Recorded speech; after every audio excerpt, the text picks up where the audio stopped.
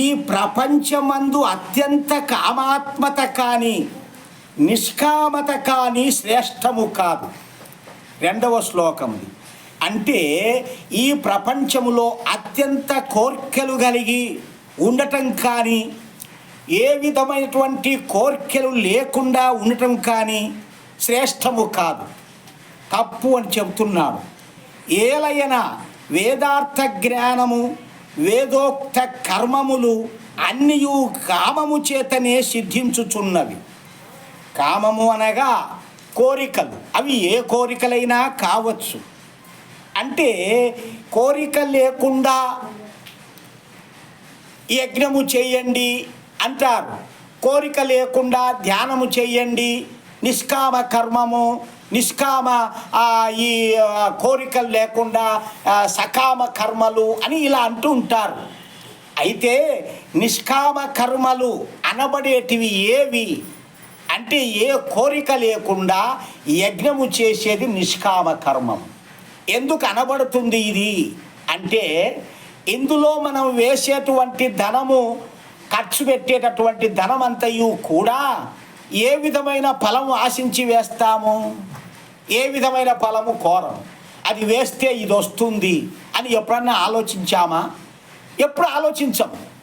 ఎందుకనగా ఇది లోకం ఉపకారం చేస్తుంది, లోకానికి మంచి చేస్తుంది. మనకు ఏదో ఇటువంటి కార్యాలు చేస్తే మన జీవితం కూడా ఆరోగ్యము, జ్ఞానము, బుద్ధి కలిగి బాగుపడుతుంది అనుకుంటాం. అంటే ప్రతిదీ కూడా మన బాగు కోసము, లోకం బాగు కోసము చేసే కర్మలన్నీ కూడా నిష్కామతకు సంబంధించినవి, నిష్కామ కర్మములు అనబడతాయి. నిష్కామ కర్మ అంటే ఏ కోరిక లేకుండా ఉండటం కాదు, ధర్మబద్ధమైన కోరికల కోసమే వేదములు 20,349 మంత్రాలు పరమాత్మ ఇచ్చాడు. ఇందులో నీకు ఏ కోరిక కావడితే ఆ కోరిక తీసుకో. అయితే అన్ని కోరికలు వేదములో చెప్పబడినట్లు ఉండవలెను అని భగవంతుడు వేదాల్లో చెబుతున్నాడు. కాబట్టి వేదార్థ జ్ఞానము వేదోక్త కర్మములు అన్నీయు కోరిక చేతనే సిద్ధించుచున్నవి. కోరిక లేకుండా ఊరిక ఎవడు చేయడు. ఏ కోరిక అంటే లోకము కోసమా, మనుష్యుల కోసమా, మంచి కోసమా, ఇట్లా ఏదో ఒకటి ఉంటుంది. కానీ ఏది తప్పు అంటే తన స్వార్థము కోసము చేసే కర్మము తప్పు. తన స్వార్థము కోసము ఏమిటి అంటే స్వ అనగా తన సొంతానికి, అర్థము అనగా సంపాదించేటి వస్తు సామాగ్రి, ధనము, వస్తు రూపేణ ఇవన్నీ సొంతము కోసము సంపాదించుకునేటివి, అవి కోరికలు అవుతాయి. అటువంటి కోరికలు ఉండకూడదు. మనకు కావలసినవి ఇవ్వు స్వామి, కావలసిన ధనం ఇవ్వు, ఇంకా ఎక్కువ ఇవ్వు, నేను ఖర్చు పెట్టి యజ్ఞాలు చేస్తాను, హోమాలు చేస్తాను, లోక కళ్యాణం చేస్తాను అని ఇవన్నీ కూడా కోరుకోవచ్చు. కానీ నేను ఎగబెట్టుకోవడానికి డబ్బు ఇవ్వు స్వామి, నేను సుఖభోగాలు అనుభవించడానికి, నాకు మెడలు కట్టడానికి డబ్బు ఇవ్వు స్వామి, నాకు నగలు, బంగారాలు, వజ్రాలు ఇవన్నీ కావాలి స్వామిని కోరవద్దు. ఇది కామముతో కూడినటువంటి కర్మలు అన్నమాట. అంటే కోరికతో కూడినటువంటి కోరికలు, ఇటువంటి కోరికలు కోరవద్దు. కావలసిన ఆరోగ్యము, కావలసిన సంపదలు, కావలసినటువంటివి అన్నీ కూడా కోరవచ్చు. ఎవడేని నేను ఇచ్ఛారహితుడను అనగా నాకు ఏ ఇష్టములు లేవుబ్బా, నాకు ఏ కోరికలు లేవు అని నిష్కాముడను అని కానీ అటులా కాగలనని కానీ చెప్పేనేని ఎవడన్నా నేను ఇట్లా ఉంటాను, నేటువంటి వాణ్ణి అటువంటి వాణ్ణి అని చెబితే వాడెన్నడూ అట్లా కాజాలడు. చూడండి ఎంత బాగా చెప్పినాడో. వాడు ఎన్నడూ అట్లా కాలేడంట. నాకు ఏ కోరికలు లేవు అంటే అది ఉత్తది అని లెక్క. ఏలయనగా యజ్ఞము, సత్యభాషణాది వ్రతములు, యమనియమములు వీటన్నిటినీ ఆ యొక్క ధర్మాదులన్నీ సంకల్పము చేతనే సిద్ధమగును. కోరికల చేతనే ఇవన్నీ చేయగలుగుతారు, ఆచరిస్తారు. కోరిక లేకుంటే ఎట్లా చేస్తారు? ఇది చెయ్యాలి, ఈ యమనియమాలు పాటించాలి, ఇవన్నిటినీ మనం ఎందుకు చేయకూడదు? ఇవన్నీ ఎందుకు కోరుకోకూడదు అని వాటి వలనే సిద్ధమగును. తరువాత చేతులు, కాళ్ళు, కళ్ళు, మనస్సు మొదలగు వాని చలనములన్నయు గామము చేతనే కలుగుచున్నవి. అంటే చేతులను కదిలించడం, కాళ్ళను కదిలించడం, కన్నులు ఇటు అటు, మనస్సు, ఇవన్నీ మొదలగు వాని ఈ చలనములన్నయు కామము చేతనే కలుగుచున్నవి. ఇచ్చ లేకుండేనేని కోరిక లేకుంటే కన్ను తెరటయు మూయటయు కూడా జరగదు. ఇచ్చ లేకుంటే ఇది కూడా జరగదు. మనము ఇష్టం ఉంటేనే అవి చేస్తాము.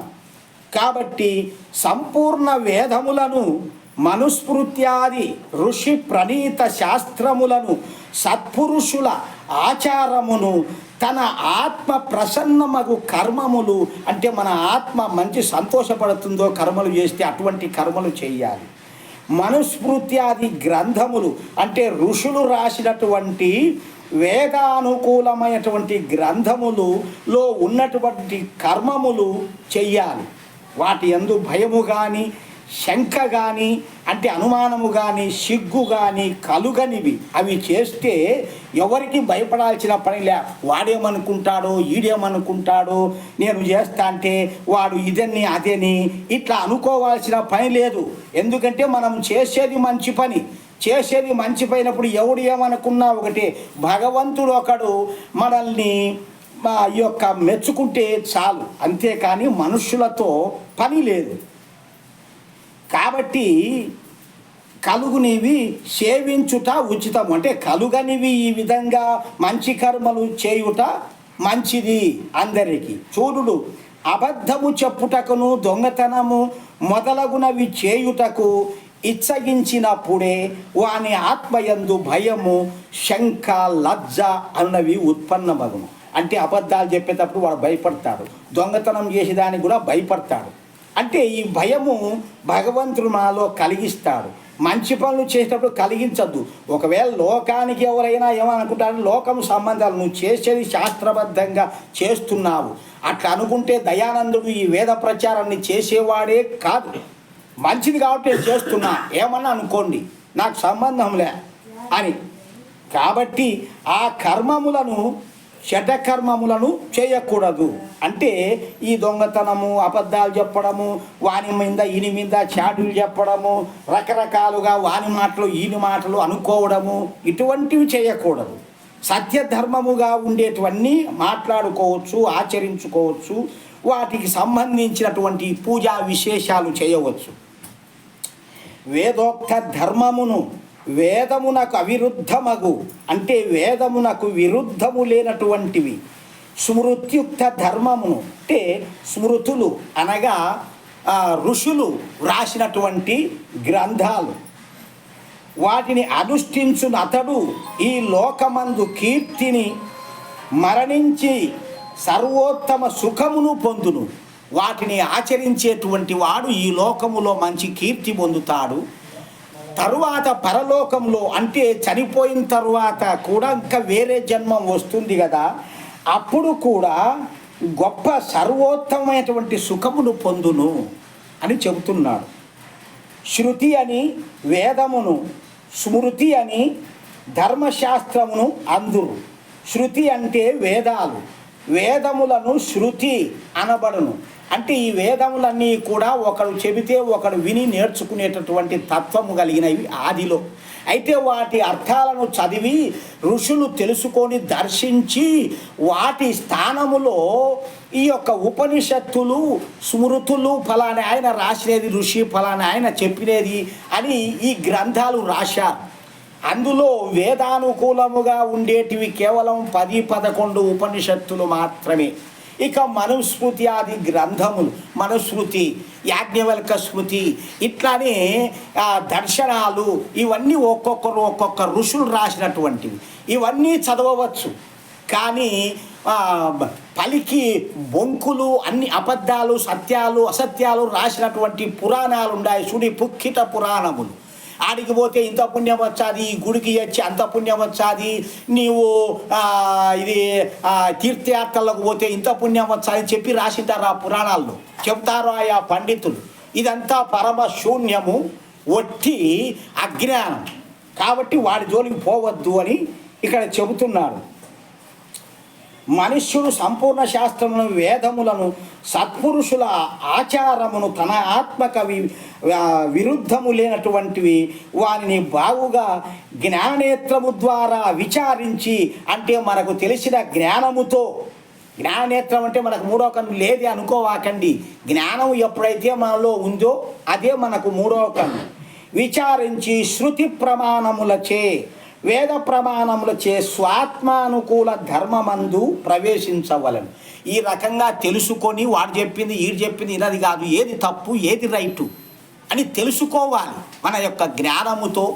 తెలియకపోతే తెలిసిన వాళ్ళను అడిగి తెలుసుకొని ఆ ఒక్క మార్గములో మనం ప్రవేశించాలి. అదియే మనకు సత్య మార్గము, భగవంతుని మార్గము, మోక్ష మార్గము చూపిస్తాయి. ఇక వేదమును కానీ వేదానుకూలములకు ఆప్త గ్రంథములు కానీ అవమానము చేయు వానిని శ్రేష్ఠులు జాతి బాహ్యునిగా చేయవలెను. వేదాలను ఎక్కిరించేవాళ్ళు, నిందించేవాళ్ళు, వేదానుకూల గ్రంథములను ఎగతాళి చేసేవాళ్ళు లోకములో ఉండేదంటే అట్లాంటి మంచి వాళ్ళనేటోళ్ళు వేదాలను ఒప్పుకునేటోళ్ళు లేరు. కాబట్టి ఈ యొక్క ఇటువంటి వాళ్ళను జాతి నుండి బహిష్కరించజేయవలెను అని చెప్పబడింది ఈ యొక్క మనుస్మృతిలో. ఏలయనగా వేదమును నిందించువాడు నాస్తికుడు, అంటే వాడికి దేవుడు అంటే భయం లేదు, లెక్క లేదు, ఎన్ని పాపాలైనా చేస్తాడు, నాస్తికుడు. ఇక పరజన్మము ఉందా లేదా, తరువాత జన్మము, ఎవడు చేసిన కర్మకు వాడు శిక్ష అనుభవిస్తాడు, ఎవరు చేసిన సత్కర్మలకు వాడు పుణ్యఫలము సుఖము అనుభవిస్తాడు అనేటటువంటి జ్ఞానము తెలియని వాడు నాస్తికుడు అనబడతాడు. కాబట్టి వేదము స్మృతి సత్పురుషుల ఆచారం తన ఆత్మజ్ఞానమునకు విరుద్ధము కాని ప్రియాచరణము, మంచి ఆచరణము అను ఈ 4 ధర్మ లక్షణములు అనగా వీని చేతనే ధర్మము లక్షితమగుచున్నది. అంటే ఇటువంటివి ఆచరిస్తే మనకు ఆ ధర్మములు సిద్ధిస్తాయి, ఆ కర్మముల ఫలాలు మంచి సుఖమైనటువంటి జీవితములు ఇస్తాడు భగవంతుడు అని. ద్రవ్య లోభమందును, ద్రవ్య లోభము, ద్రవ్యము అంటే ధనము అనుకోను, ఖర్చు పెడితే పోతాది అనేటువంటి పిసినారితనం ద్రవ్య లోభము అంటే. కామమను విషయ వాసనల యందును చిక్కువడని అతనికే ధర్మజ్ఞానము కలుగును.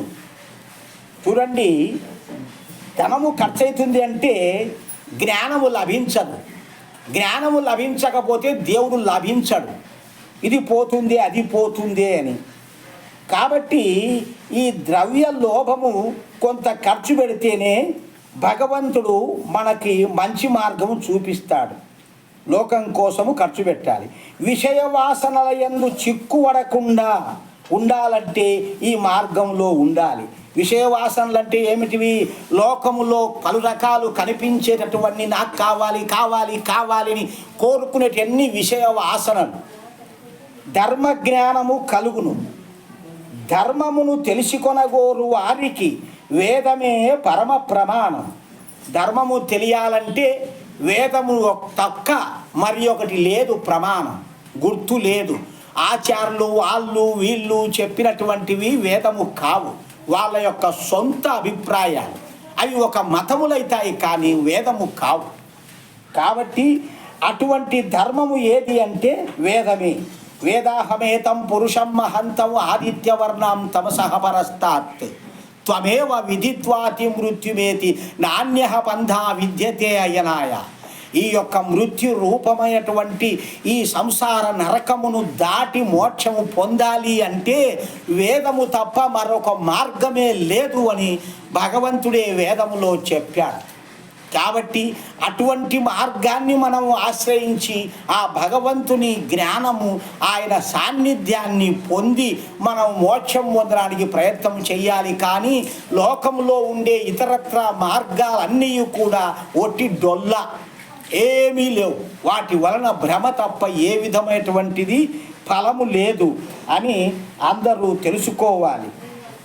కాబట్టి వేదోక్త పుణ్యరూప కర్మలచే, వేదములో చెప్పినటువంటి పుణ్యరూప కర్మలచే బ్రాహ్మణ క్షత్రియ వైశ్యులు తమ సంతానమునకు ఈ జన్మమందును పరజన్మమందును పవిత్రతను కలుగజేయు ఈ సంస్కారములను ఈ కర్తవ్యములను చేయుట అందరికీ మంచిది అని చెబుతున్నారు. కాబట్టి ఈ విధంగా మనము తెలుసుకొని ఆచరించాలి. ఇవి మేము రోజు నిత్యము చెప్పేటటువంటి విషయాలను ఎందుకు ఇలా చెబుతున్నామంటే చదివి వినిపిస్తే కొంతైనా మనస్సుకు పడుతుందేమోనని.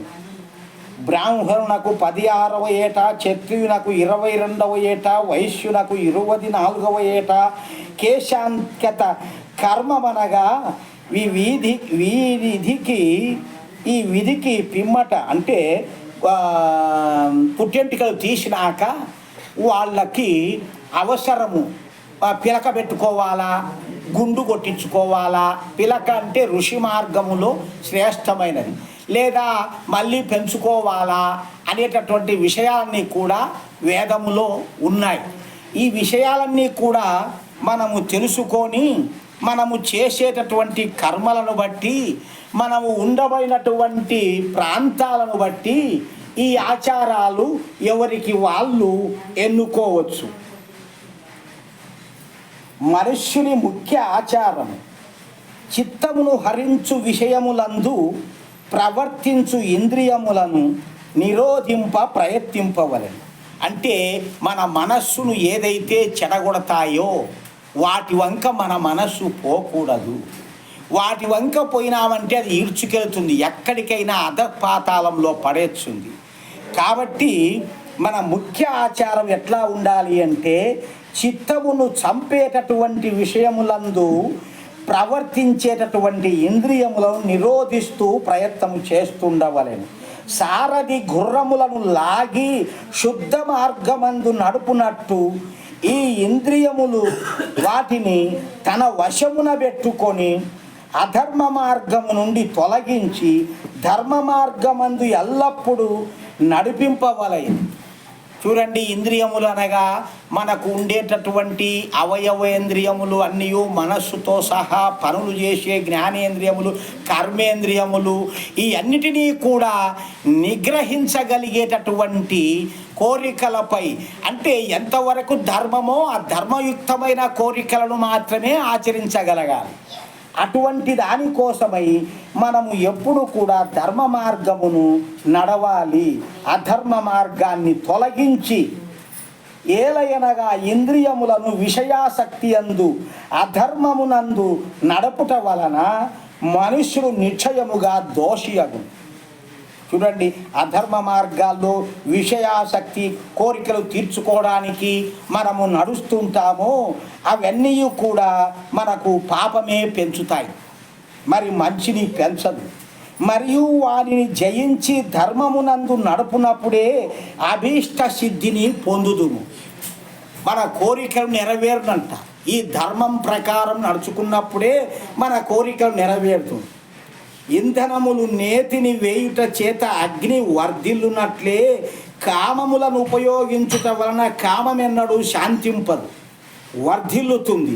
కోరికలను ఎప్పుడూ తీర్చుతున్నంత కాలము ఇంకా పెరుగుతూనే ఉంటాయి అని చెబుతున్నాడు. దీన్ని అగ్నిలో నెయ్యి వేస్తే ఏ రకంగా మంట పెరుగుతుందో అది కావాలని, అప్పుడు అలాగా మన యొక్క కోరికలు కూడా ఆ కోరికలను అనుభవించుతూ ఉంటే ఇంకా పెరుగుతూనే ఉంటాయి.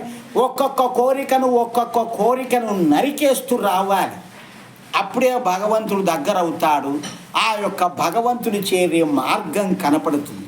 తినేటివి కానీ, వినేటివి కానీ, చూసేటివి కానీ, నడిచేటివి కానీ, ఎక్కడికన్నా యాత్రలు గోత్రాలు అవి అక్కడ ఇక్కడ తిరగడం కానీ, ఇవన్నీ లోకములో ఉండేటటువంటి కోరికలు. ఈ కోరికలను ఒకటొకటి తెంచుకోవాలి. అప్పుడే భగవంతుడు దగ్గర అవుతాడు. సంసార విషయంలో, కుటుంబ పిల్లల్లో, భార్య భర్తలు అన్నీ ఏవి ధర్మం ప్రకారం నడుచుకోవాలో అవన్నీ కూడా ఇందులో ఉన్నవి. ధర్మాచరణలో వాటి ప్రకారం మన జీవితంలో సాగించుకోవాలి.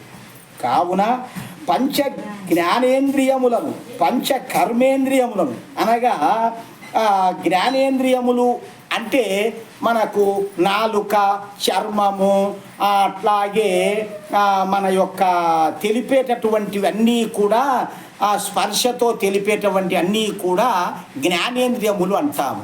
కర్మేంద్రియములు అంటే పనులు చేసేటివి, చేతులు, కాళ్ళు, నోట్లో నాలుక, ఇట్లాంటివన్నీ, చెవులు కూడా జ్ఞానేంద్రియమే. ఇటువంటివన్నీ కూడా ఇవి 5 అవి 5 10 ఇంద్రియాలు ఉన్నాయి. వీటన్నిటినీ మనము నియమించి నిబద్ధతగా వాడిని నడిపేటటువంటి జ్ఞానము సంపాదించుకొని వాడిని ఎంతవరకు నడపాలో అంతవరకు నడుచుకోవాలన్నమాట.